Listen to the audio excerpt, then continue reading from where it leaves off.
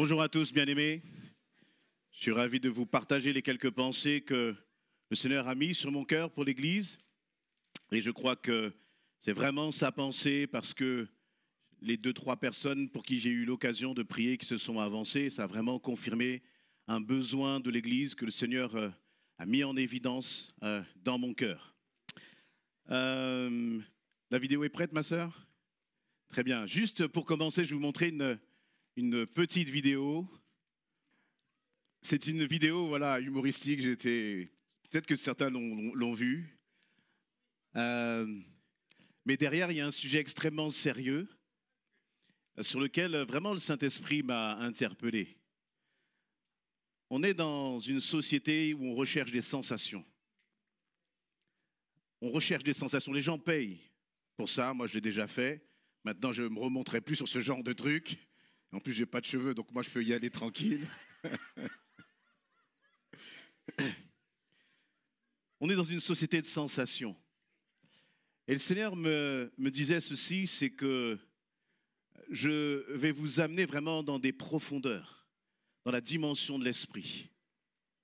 Vous allez vivre des choses extraordinaires et je crois que dimanche après dimanche, depuis le début de l'année, je ne sais pas si vous le ressentez, mais nous sentons que le Seigneur nous fait vivre vraiment une dimension d'onction particulière. Est-ce que vous le ressentez, bien-aimés? Amen. Et le Seigneur, il nous dit aussi, c'est comme une mise en garde. Il dit que je ne suis pas un Dieu qui est venu pour vous faire vivre des sensations. Le groupe de louanges n'est pas là pour nous faire vivre des émotions. La prédication n'est pas là pour un peu exciter nos sens, nos sentiments, nos émotions. La prédication n'est pas là pour nous faire pleurer. L'objectif de la prédication, ce n'est pas que des gens arrivent, viennent à un appel, ressentent de fortes émotions et repartent chez eux. Dieu dit, je ne suis pas venu pour vous faire vivre des émotions, mais je suis venu pour vous faire vivre une profonde transformation. Une profonde transformation. Et si on fait un peu ce n'est pas que les émotions, c'est mauvais, ce n'est pas que les sentiments, c'est mauvais, c'est une bonne chose. C'est bon de vivre un temps de louange, un temps de culte où justement, vous savez, parfois on a des émotions de tristesse, ça fait partie de nous et c'est une bonne chose. Le problème, c'est que le Seigneur veut que nous soyons des hommes et des femmes qui soyons bien plus profonds que cela. Et que nos émotions, nos sentiments ne soient pas ce qui nous fasse prendre des décisions et agir. Vous voyez, on vit des émotions, on a des sentiments, c'est une bonne chose. Et justement, je suis tombé sur ce passage de Jésus, lorsque, vous savez, il envoie les disciples 2 par 2, les 70, et puis quand ils reviennent, ils sont heureux. Pourquoi? Parce qu'ils ont accompli des miracles, parce Dieu les a utilisés, et puis à travers eux, il y a eu des délivrances. Et donc ils reviennent tout joyeux, ils reviennent vers le Maître pour lui partager justement ce qu'ils ont vécu. Et dans Luc 10, 21, quand ils reviennent, Jésus leur parle, et puis je vais prendre peut-être quelques versets. Juste avant, Luc 10, 21.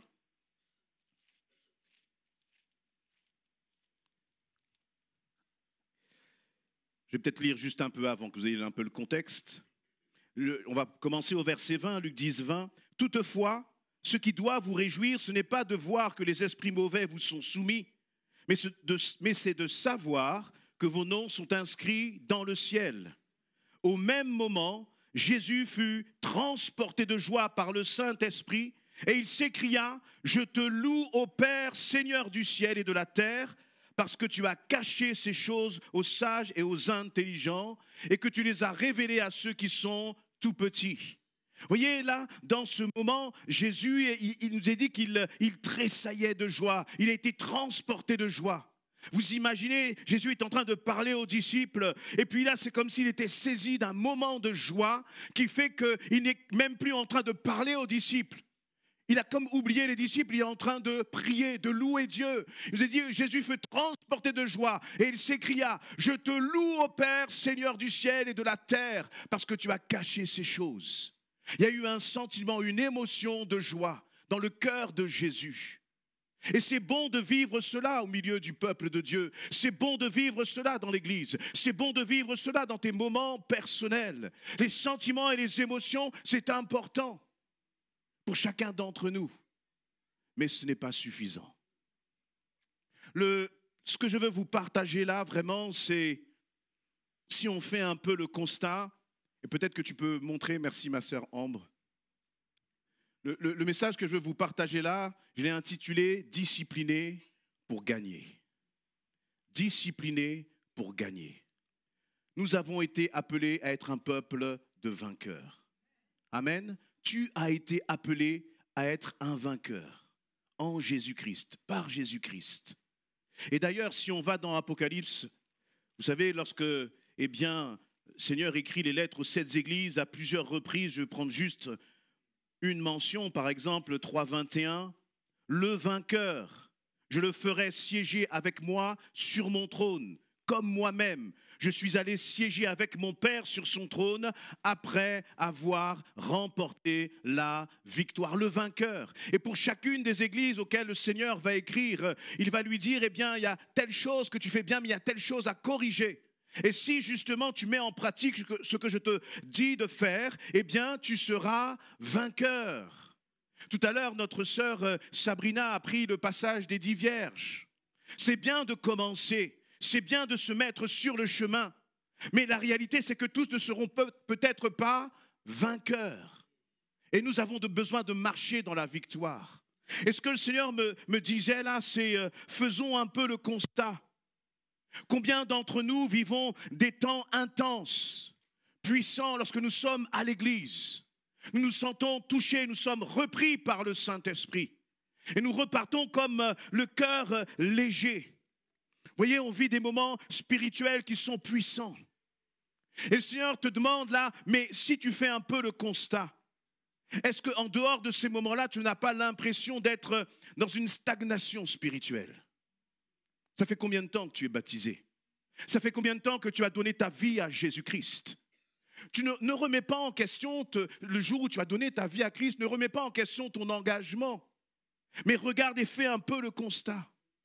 Des fois, c'est soit de la stagnation spirituelle, soit même parfois, pire encore, une régression. Le temps passe, Jésus revient bientôt, mais toi, tu recules spirituellement. Et tu vis même ta vie spirituelle, ta relation avec Dieu, c'est de chute en rechute. Vous savez, comme ces femmes-là, elles sont là, et puis, vous savez, comme dans ces montagnes russes. On commence, ça part tout doucement, et puis après, boum, ça monte, on a une sacrée émotion, on vit quelque chose de puissant. Mais une seconde après, une fois qu'elle est arrivée à la fin du tour là, des montagnes russes, tout est terminé. C'est fini. Vous savez, parfois, on est là, on veut vivre comme des feux d'artifice spirituels. D'ailleurs, même, on est une société de consommation qui va consommer l'Église comme pour justement consommer des moments, des instants. Je vais à telle église, je vais à tel concert, je vais à tel endroit. Pourquoi? Parce que je veux vivre finalement une sensation. Dieu n'est pas venu pour cela. Le Seigneur n'est pas venu nous transformer pour cela. Et vraiment, le Seigneur me dit, vous avez besoin d'être des chrétiens enracinés. Parce que sinon, vous allez vivre des moments spirituels intenses, forts, mais sans aucune fondation.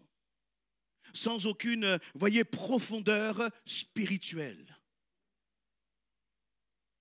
Et finalement, ta vie spirituelle, elle ne doit pas dépendre de la qualité de la prédication. Elle ne doit pas dépendre, tes temps de louange ne doivent pas dépendre de la qualité de nos bien-aimés qui se préparent à la louange. Vous savez, les cultes, les temps de réunion en semaine d'études bibliques, etc., c'est comme des moments pour recharger les batteries. Mais après, toi, tu dois veiller à ce que justement ce feu demeure et même le faire grandir encore. Lorsque je parle de stagnation spirituelle, lorsque je parle de frustration dans ta relation avec Dieu, est-ce que je parle à des personnes là qui sont concernées? Tu regardes et tu te dis, mais pourquoi je n'avance pas? Pourquoi ça ne change pas? Combien de fois je vais m'avancer encore aux appels, être touché et repartir à la maison? Ça va durer jusqu'au dimanche soir, lundi matin, lundi soir, c'est comme si tu n'avais rien vécu. Mais je crois vraiment que ce n'est pas à cela que le Seigneur nous a appelés, à aucun d'entre nous. Il nous a appelés, vous voyez, tout à l'heure dans l'image que j'avais présentée, on voyait un homme, une femme là, qui sont comme des athlètes prêts à passer la ligne d'arrivée. Être vainqueur, nous aimons parler de cela. Nous aimons déclarer que nous sommes vainqueurs. Mais il y a un autre mot, le premier mot là. Celui-là, on ne l'aime pas beaucoup. Parce qu'on a tellement entendu parler de la grâce. Nous sommes sauvés par grâce. Nous n'avons pas eu besoin de faire des efforts pour recevoir le pardon de Dieu, pour recevoir le salut. Mais par contre, pour conserver le salut, pour conserver cette grâce, il va falloir être discipliné. Il va falloir que je sois, que tu sois discipliné. Amen. Est-ce que vous êtes d'accord avec cela, bien-aimés? Amen. Et parce que très souvent, trop souvent, on manque de discipline, on vit une vie spirituelle, une vie, finalement, le spirituel va impacter toute notre vie. C'est ta profondeur spirituelle qui va faire que tu vas être un bon époux, une bonne épouse. C'est ta profondeur spirituelle qui va faire que tu vas être un jeune qui rayonne. C'est ta profondeur spirituelle qui va faire que, en tant que célibataire, tu vas impacter, le Seigneur va t'utiliser, tu vas encourager les autres. C'est ta profondeur spirituelle même que tu vas, être une lumière sur ton lieu de travail, dans ton voisinage, quelles que soient les circonstances. Trop souvent, on vit en fonction des circonstances. Je suis un chrétien heureux quand tout va bien. Mais ça, c'est comme les gens du monde, finalement. Celui qui est dans le monde, vous savez quand ça va, vous savez quand, ces circonstances vont bien ou pas, en fonction de son visage. Hein? Nous, en tant qu'enfants de Dieu, ce que le Seigneur nous demande, c'est réjouissez-vous, réjouissez-vous, toujours, toujours dans le Seigneur. Amen, toujours. Est-ce que vous croyez que ça, c'est pour quelques extraterrestres? Ou est-ce que c'est pour nous qui sommes enfants de Dieu? Est-ce que tu crois que c'est pour toi de vivre toujours dans la joie? Amen. Est-ce que tu crois que c'est pour toi, mon frère, ma sœur? Moi, je crois que c'est pour moi. Même quand je lève ma main, je saisis la joie dans le nom de Jésus-Christ. Ce que je saisis là, il n'y a personne qui peut me le retirer. Amen. Saisis ta joie. Saisis ta joie. Maintenant, la question de la discipline, c'est compliqué. Mais pas vraiment, en fait. Pas vraiment.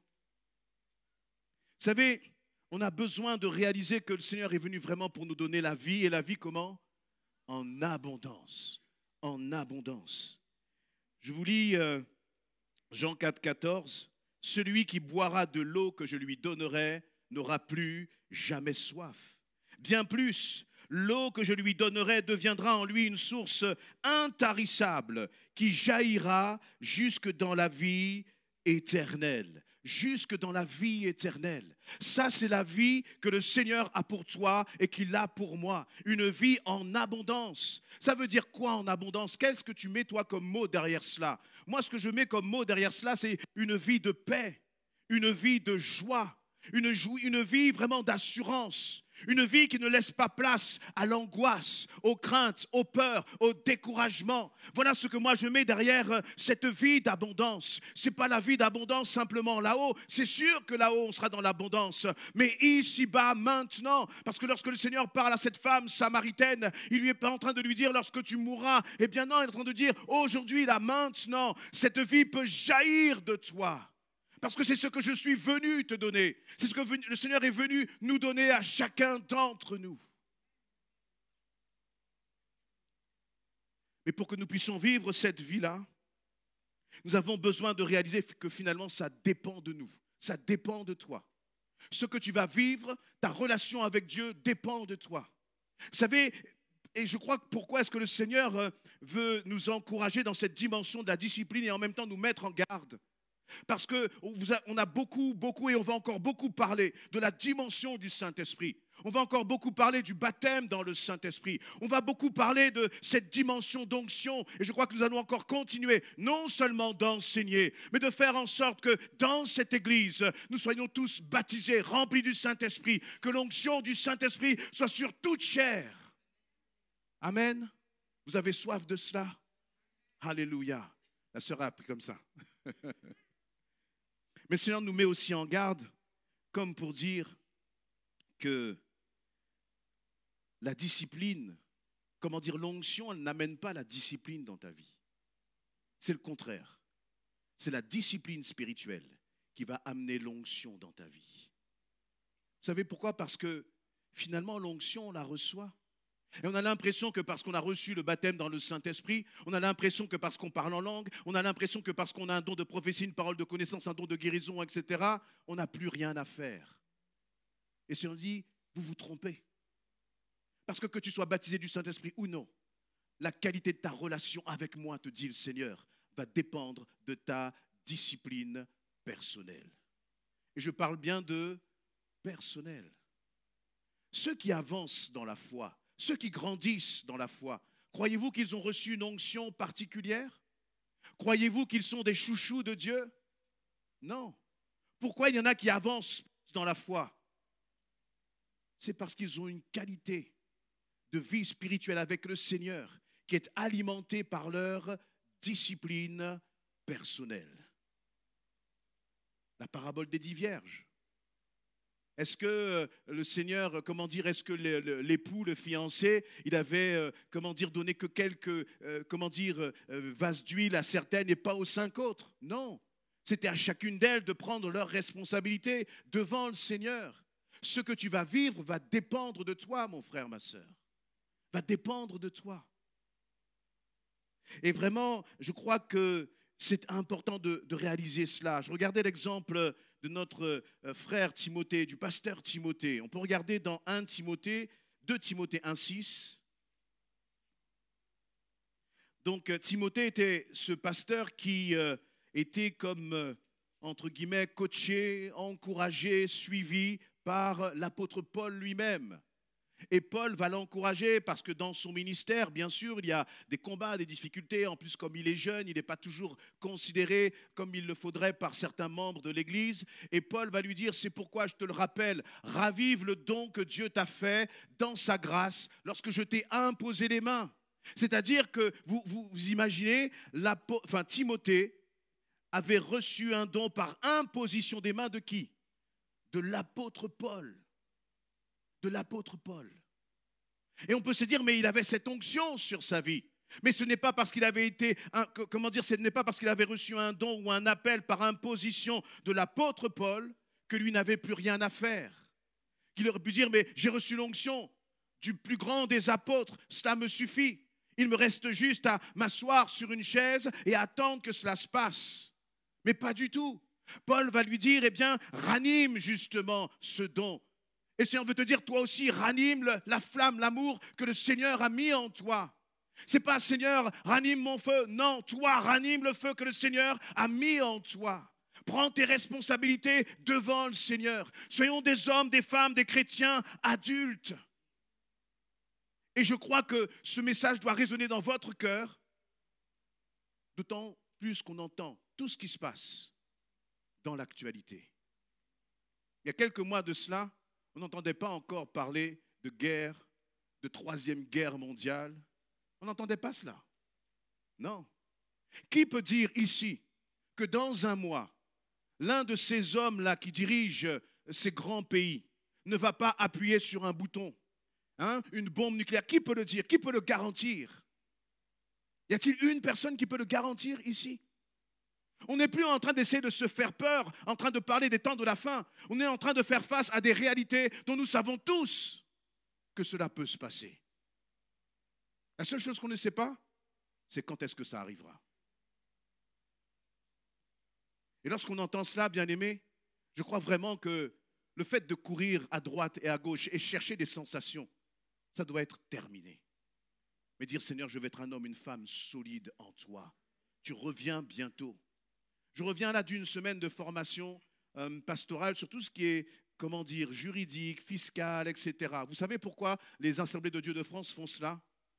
Mais parce qu'ils nous disent que vous, les pasteurs, là, vous êtes visés.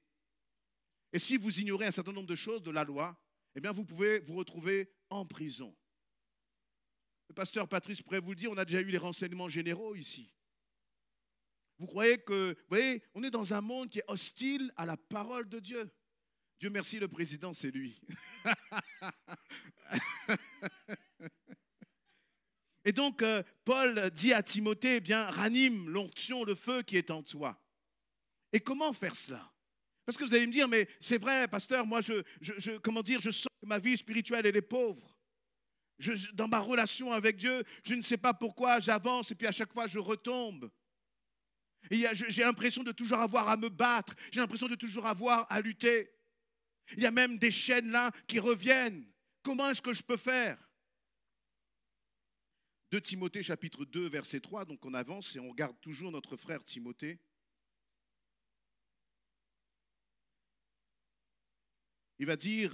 Paul va dire à Timothée, tel un bon soldat de Jésus-Christ, prends comme moi ta part de souffrance.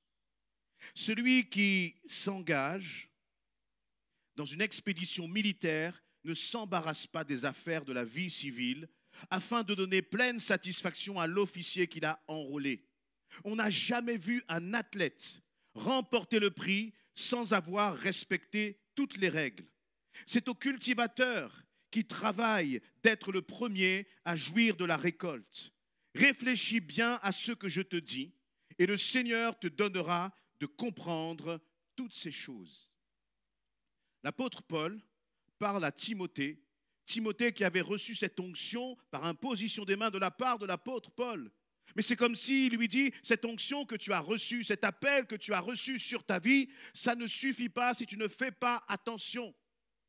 Et c'est pour cela que Paul va lui dire, eh bien, je vais te donner 3 comparaisons, Timothée. Je vais te donner la première comparaison du bon soldat de Jésus-Christ.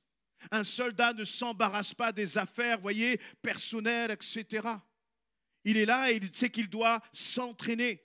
Il sait qu'il doit être discipliné parce qu'il sait qu'il va y avoir une bataille et que le jour où cette bataille va arriver, lui, il sera prêt. Comment est-ce que tu vis ta vie spirituelle? Est-ce que tu vis ta vie spirituelle comme un bon soldat de Jésus-Christ?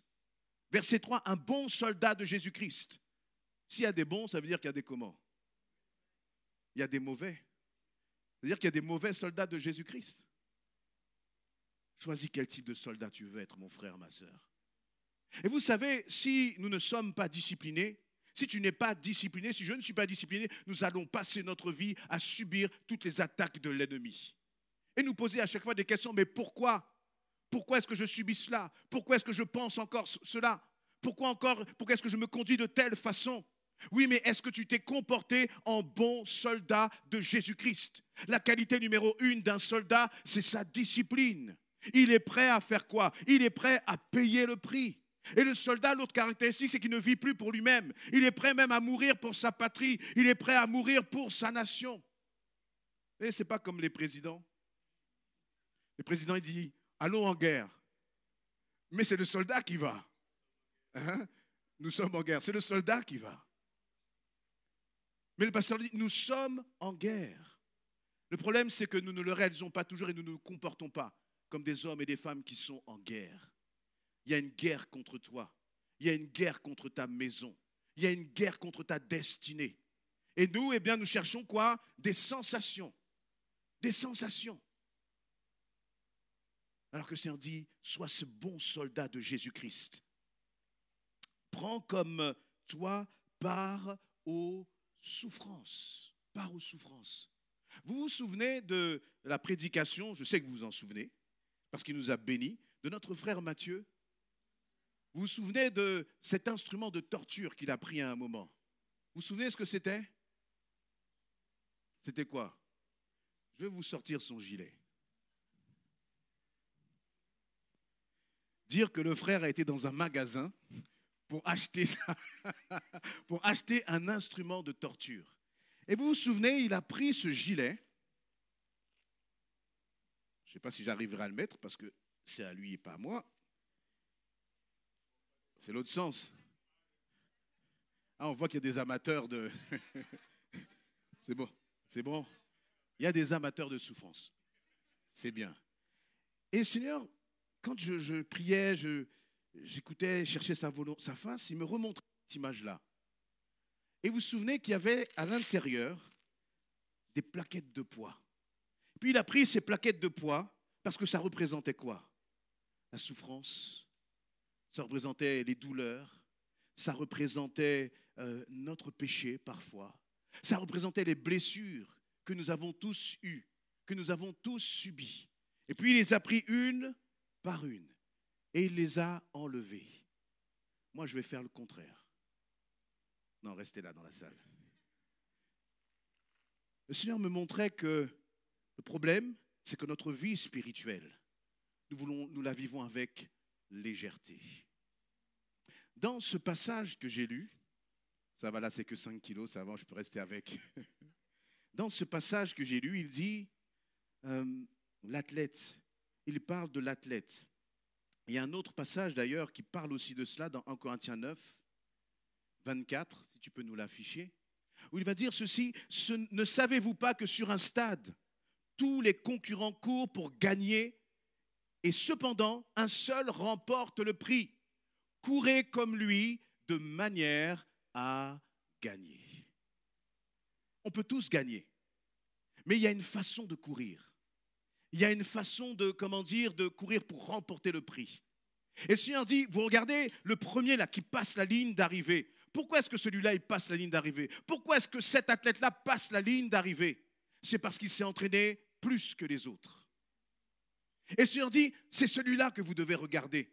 C'est celui-là que vous devez avoir comme exemple. Nous devons sortir de notre médiocrité spirituelle et dire, Seigneur, est-ce qu'il y a des hommes et des femmes ici qui sont prêts à courir comme celui qui a remporté le prix? Et ça, vous savez ce que c'est? C'est la Bible. Ce n'est pas la colère. On change là. C'est la Bible. Ta Bible, elle est là et c'est dur de la lire. C'est dur d'être discipliné dans la lecture de la parole. Est-ce que je parle à quelqu'un là? C'est dur d'être discipliné dans la lecture de la parole. C'est bon quand on la lit une fois là. C'est bon quand tu regardes le verset. Là, en ce moment-là, le verset te fait du bien. Le verset t'encourage. Le problème, c'est que tu restes léger et tu ne veux pas prendre cette charge qui va consister à dire, Seigneur, je vais être sérieux avec ta parole. Parce que je veux courir comme l'athlète là, qui va remporter la course. Ça va être quoi? La prière. C'est dur de prier. Pourquoi? Parce que nous vivons selon notre chair. Nous ne faisons pas ce que le Saint-Esprit nous dit de faire. Nous faisons ce que notre chair nous dit de faire. Nous vivons par la chair. Et après, nous nous étonnons que nous ne remportons pas la course. Après, on s'étonne que, Seigneur, au moindre problème, à la moindre difficulté, je m'écroule. La prière. Mais ça, vous savez, personne ne va le mettre pour vous, là, dans votre gilet. Et il faut accepter de payer le prix. Parce que, je le rappelle, tout à l'heure, je disais qu'on commence à sentir que ça pèse. Je ne vais pas mettre celle dans le dos. De toute façon, je ne peux pas les mettre. Ne m'aidez pas, laissez-les dans le sac. Mais vous voyez, c'est ce qui fait toute la différence. De commencer à courir vraiment pour remporter la course. On arrive dans l'Apocalypse et le Seigneur nous dit effectivement que nous serons vainqueurs. Voyez, vous serez vainqueurs. Mais pour être vainqueur, il faut commencer à être sérieux dans notre vie spirituelle. Et il n'y a pas besoin d'attendre le baptême dans le Saint-Esprit pour cela. Il n'y a pas besoin à chaque fois d'attendre une onction. Il n'y a pas besoin de vivre sous forme d'onction à chaque fois. Je le rappelle, plus tu vas être discipliné et plus tu vas vivre l'onction du Saint-Esprit sur ta vie. Plus tu vas passer du temps dans la parole, plus tu vas passer du temps à prier, à chercher ton Dieu. Et je ne vais pas dire plus tu vas, mais plus je vais, plus nous allons passer du temps dans la présence de Dieu. Laissez-moi vous dire qu'il va se passer des choses extraordinaires. Mais tant que nous ne décidons pas d'être disciplinés, le Seigneur n'acceptera pas de nous emmener plus loin. Parce qu'il va dire, mais vous voulez vivre simplement du spectacle. Alors que moi, encore une fois, je ne suis pas venu pour, vous faire vivre des sensations, mais je suis venu pour vous faire vivre une transformation. Et tu es étonné. Tu es étonné parce que tu as l'impression que rien ne change. Tu es étonné parce que tu as l'impression que rien n'avance dans ta vie. Vous savez, ces derniers temps, j'ai eu à échanger justement avec quelques personnes parce qu'ils se sentaient un peu secs. Et je lui dis, mais quand est-ce que tu as lu ta Bible? Ah, ça remonte... Ok, mais pourquoi tu ne la lis pas? C'est dur. Et puis, je lui ai dit, mais ok, c'est dur. Est-ce qu'il y a une Bible autour de toi? On était au téléphone, est-ce qu'il y a une Bible autour de toi? Il m'a dit oui, je lui ai dit, va la chercher. Ok, ouvre-la. Il ouvre. Lis-la. Il la lit. Je dis, est-ce que c'est dur? Je raccroche. Vous comprenez? C'est simple. C'est d'une simplicité. Ce que le Seigneur nous demande. Vous voyez, quand on le disait tout à l'heure avec le frère Libert, on dit, viens, viens, viens, Seigneur, viens, viens, viens. Lui dit, mais moi, je suis déjà là. C'est toi qui m'ignores, c'est toi qui me négliges, c'est toi qui ne passes pas du temps avec moi. Mais moi, le Seigneur, je te cours après, là où tu es, dans ton lit, dans ta voiture, sur ton lieu de travail, même dans les toilettes. Je suis là, te dit le Seigneur. Mais toi, tu me négliges. Vous savez, et l'effort, c'est tellement bon. Est-ce qu'il y en a qui font un peu de sport? Bon, celui qui fait ça, qui a acheté ça, bon, lui, on ne parle pas de lui. Hein? Mais c'est bon quand on fait du sport. On se sent bien. Et vous savez, ceux qui font du sport, là, même quelqu'un qui fait une marche, à chaque fois qu'il fait 1 kilomètre, quel est son objectif après? C'est de faire un 2e kilomètre. Mais pourtant, pour faire ce 2e kilomètre, il sait qu'il doit payer le prix. Il sait qu'il doit, comment dire, maîtriser sa chair. Et pourtant, pour les choses de la chair, il le fait. Paul va dire encore à Timothée, il s'occupe bien de notre Timothée, là, hein. Il dit, 1 Timothée 4,8, l'exercice physique a son utilité, certes, mais celle-ci est limitée. L'attachement à Dieu, lui, est utile à tout, puisqu'il possède la promesse de la vie pour le présent et pour l'avenir. Il dit, l'exercice physique, c'est utile à peu de choses, mais c'est utile. Faites de l'exercice physique, bien-aimés. Allez-y, prenez soin du corps que le Seigneur vous a donné, prenez soin de votre santé. Mais c'est intéressant de voir qu'il compare l'exercice physique à la piété dans cette version-là, ou l'attachement aux choses de Dieu. Vous savez, notre problème, c'est qu'on a l'impression que l'attachement à Dieu, c'est sentimental. Je t'aime, Seigneur, tu m'aimes, Seigneur, etc. Il n'y a pas besoin d'efforts à faire. Non, il va falloir que tu portes tes poids, mon frère, ma sœur. Il va falloir que tu sois déterminé.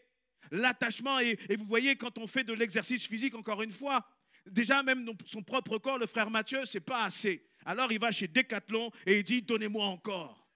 Donnez-moi encore. Hein? Mais pourquoi? Parce que le frère, justement, il a des objectifs. Et puis il sait que pour atteindre ces objectifs, il va falloir payer un certain prix. Maman est derrière, en plus, elle surveille. Moi aussi, j'ai mon épouse qui surveille aussi mon ventre, donc je me suis remis un peu au sport.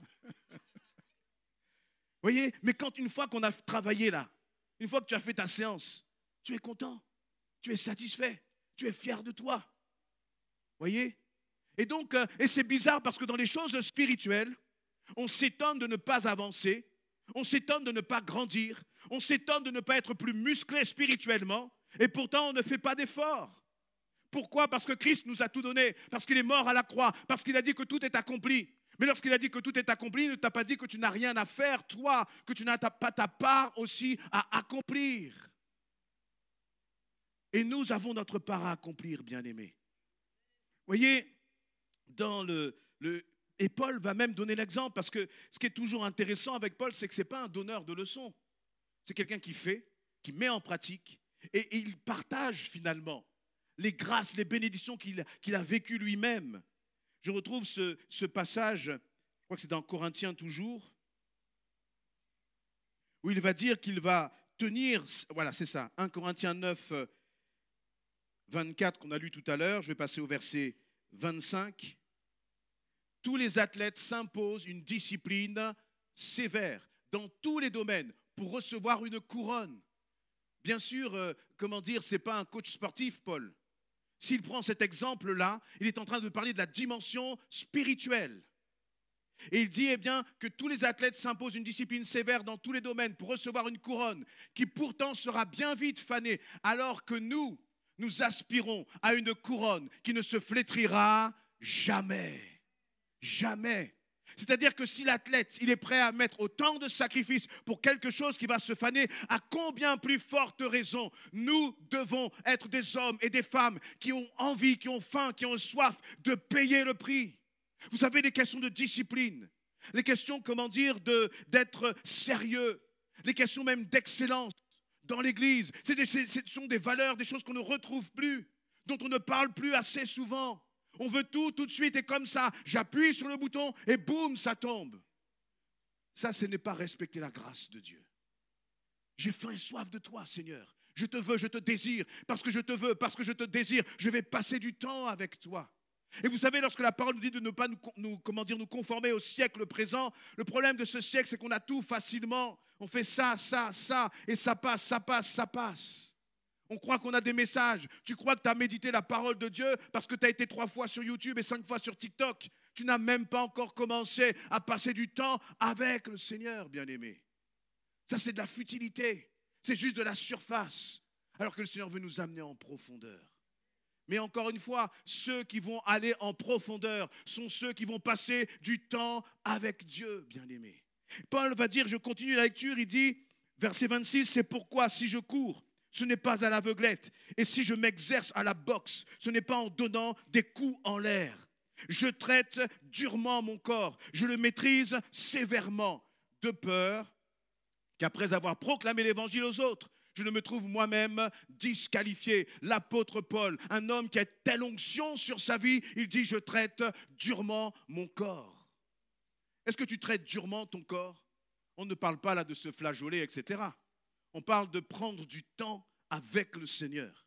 On parle de prendre du temps à prier, à chercher la face de Dieu. Vous imaginez, si on est 200 là, à chercher la face de Dieu avant de venir au culte, si on est 200 à commencer à méditer sérieusement la parole de Dieu, si on est 200 qui commencent vraiment à prier, à dire Seigneur, je te veux, ces 200 là, ils arrivent là dans un lieu de culte. Ce n'est pas simplement cette salle qui est embrasée, c'est toute cette ville qui est impactée dans le nom de Jésus-Christ.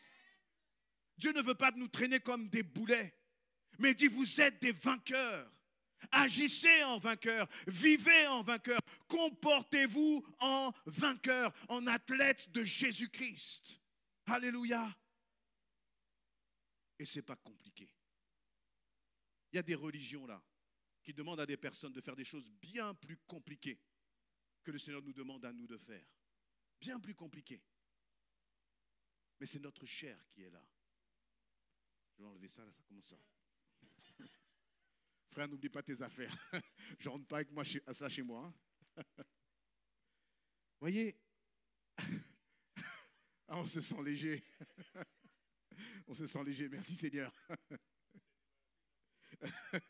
C'est vrai, je ne me suis pas débarrassé de ma Bible. Elle est là et elle est là.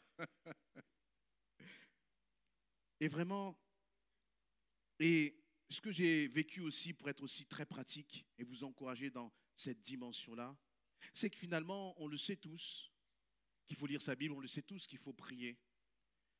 Mais parfois, en fait, le problème, c'est qu'on ne passe pas à l'action. Tout à l'heure, le pasteur Patrice parlait de cela. Vous savez, il faut déclencher les choses. Il y a un moment, il faut dire, OK, je déclenche, je commence. Premièrement, cette vie de discipline, c'est une vie, finalement, où on ne fait plus les choses par envie. Et ça peut paraître surprenant, parce que plusieurs personnes, vous savez, je recommande à nos jeunes, et notamment on a lancé avec des frères et sœurs là, un programme de mémorisation de la Bible. Apprendre un verset de la Bible par semaine, de façon à ce qu'à la fin de l'année, on sache 52 versets. Ça demande de la discipline. Ce n'est pas beaucoup un verset, mais quand tu arrives à 10, 15, 20, ça demande de la discipline. D'accord? Et si finalement on ne déclenche pas les choses, on va toujours se dire j'ai envie, je voudrais, etc. C'est ce que tout à l'heure le pasteur disait, mais il y a un moment, il faut le faire. Tant que tu ne fais pas, tu vis dans une sorte de frustration finalement. Et je vous donne un exemple simple. Par exemple, j'étais donc dans cette semaine, j'étais avec d'autres pasteurs qui étaient là pour cette formation et nous avions des temps de prière donc chaque matin. Et puis, j'avais envie de prier. J'avais ce désir de prier, etc. Mais je ne sais pas pourquoi, je me prenais la tête. Il y avait quelque chose dans ma tête qui me disait non, prie pas, etc. Ça vous arrive? Mais ça arrive aussi au pasteur. Et puis, à un moment, j'ai dit stop, arrête de réfléchir, prie. Et quand j'ai prié, j'ai ouvert ma bouche. J'ai senti une telle onction venir. J'ai commencé à louer Dieu. Et vous savez ce qui s'est passé? C'est que j'ai déclenché. On réfléchit, surtout les Français. On réfléchit, on organise des colloques, des conférences et des machins, mais on ne passe pas à l'action. Passe à l'action. Et tu vas voir que ça va faire la différence. Et c'est quand tu vas commencer à passer à l'action, que tu aies envie ou que tu n'aies pas envie. Et vous savez, ça, parfois, on n'arrive pas toujours à le comprendre. On se dit, mais comment dire, oui, mais je ne sens plus la présence de Dieu, je ne sens plus cette envie de lire la Bible. Et une jeune me disait cela, puisque dans ce programme, finalement, d'apprentissage des versets bibliques, elle me disait, oui, mais je me sens un peu comme obligé d'apprendre. Mais l'athlète, s'il veut passer la ligne d'arrivée, il faut qu'il s'oblige. Il n'y a pas d'autre issue que cela. Parce qu'il y a ta chair qui, elle, n'a pas envie. Mais dire à ta chair, maintenant tu arrêtes, je vais lire ma Bible. Maintenant tu arrêtes, je vais aller prier. Et le faire, c'est ça qui fait la différence. C'est ça qui fait toute la différence. Ce matin, j'ai eu un peu de mal à sortir du lit. Je me suis couché tôt ou tard, je ne sais plus. Et j'ai eu du mal à sortir du lit. Et j'ai quand même réussi à me traîner, à sortir du lit. Et puis, j'ai mis la louange, je l'écoutais, des chants sur YouTube, etc. Et puis, il y a un moment, j'ai dit, mais Seigneur, même, je n'ai même pas la force de prier, je suis fatigué. Je n'ai pas écouté cette pensée. J'ai commencé à prier. Et en plus, je suis tout seul actuellement, à la maison. Donc, j'ai commencé à louer. Je crois que même les anges étaient dans la maison. J'ai saturé la maison. Mais une seconde avant, je n'avais pas envie. Qu'est-ce qui s'est passé? J'ai déclenché. Tu peux dire à ton voisin, déclenche dans ta vie. Il faut déclencher. Voyez? Parce que sinon, on est un peu comme des spectateurs. Seigneur, je voudrais vivre ceci. Seigneur, je voudrais vivre cela. Mais Seigneur dit, qu'est-ce que tu fais pour le vivre? Qu'est-ce que tu mets en pratique pour le vivre? Qu'est-ce qui t'empêche d'ouvrir ta Bible? Qu'est-ce qui t'empêche d'ouvrir ta bouche pour louer ton Dieu? Et pourtant, j'avais mis mon enceinte là. Elle était à fond, hein. Mais moi, je chantais 10 fois plus fort que l'enceinte. Ce n'était plus YouTube, ce n'était plus moi qui suivais YouTube, c'est YouTube qui me suivait dans ma louange, bien-aimé. Et ça m'a rappelé justement Paul et Silas. Et je vais terminer avec cela. Paul et Silas. Dans Acte 2, pardon, pas Acte 2, Acte 16. Ouais, Acte 16. Alors, nos frères là, ils ont chassé les démons là d'une femme qui, vous savez, elle prédisait l'avenir, etc. Donc, elle rapportait beaucoup d'argent à ses maîtres. Et donc, eux, ils ont été délivrer cette femme. Et donc, l'argent terminé pour les maîtres. Donc, ils se sont plaints, aux autorités. Résultat, eh bien, Paul et Silas, on a arraché leurs vêtements. On les a roués de coups. On les a jetés en prison. Donc, vous imaginez un peu leur état, là? Acte 16, 25, vers le milieu de la nuit, Paul et Silas priaient et chantaient les louanges de Dieu. Les autres prisonniers les écoutaient. Tout à coup, un violent tremblement de terre secoua la prison jusque dans ses fondations. Et j'ai réfléchi à cela. Vous voyez, il y a un violent tremblement de terre et puis un tout à coup. Mais pour que ce tout à coup-là arrive, pour qu'il y ait un changement d'atmosphère dans cette prison, pour qu'il y ait comme une onction là qui descende dans cette prison, qu'est-ce qu'il a fallu?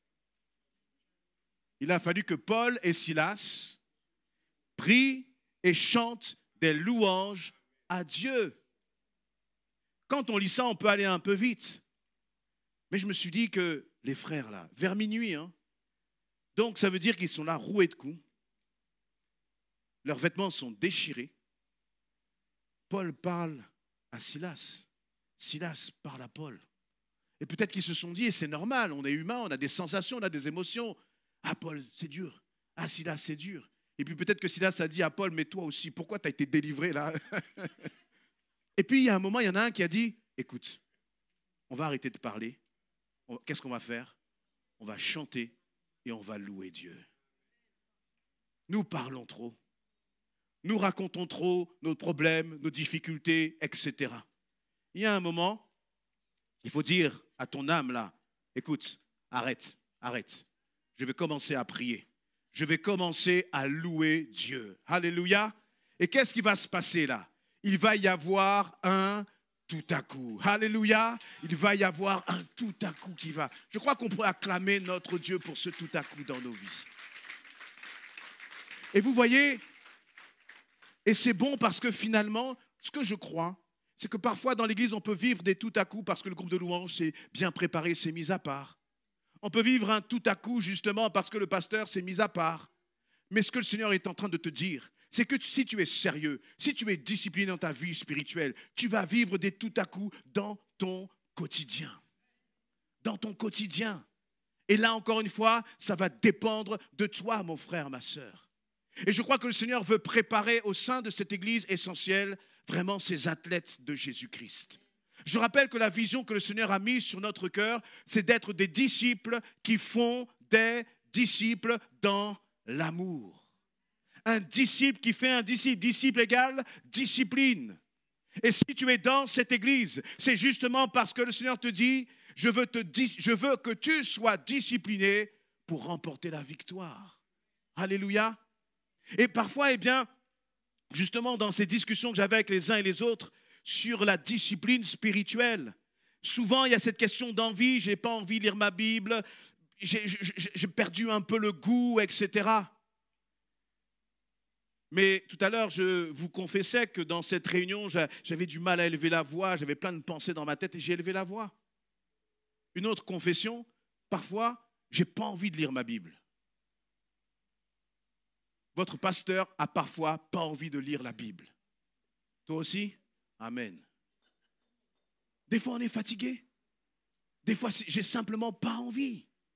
Pourquoi? Parce qu'il y a ma chair qui est là.